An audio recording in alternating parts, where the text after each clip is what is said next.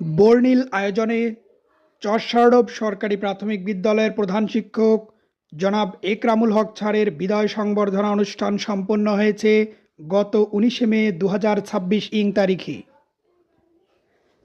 তার এই বিদায় লগ্নে বিদ্যালয় প্রাঙ্গণে এক হৃদয়স্পর্শী দৃশ্যের অবতারণা হয়। এই সংবর্ধনা সভায় প্রধান অতিথি হিসাবে উপস্থিত ছিলেন জনাব স্বপন কুমার রায়চৌধুরী, জেলা প্রাথমিক শিক্ষা অফিসার, কুড়িগ্রাম, এবং বিশেষ অতিথি হিসাবে উপস্থিত ছিলেন জনাব মোহাম্মদ রেজাউল করিম রেজা, চেয়ারম্যান ২ নং হলখানা ইউনিয়ন পরিষদ।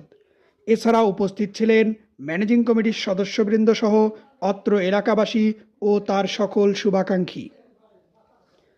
আলোচনা সভায় বক্তারা বিদায়ী প্রধান শিক্ষকের সততা, কর্মনিষ্ঠা এবং শিক্ষার মানোন্নয়নে তার অসামান্য অবদানের কথা স্মরণ করেন।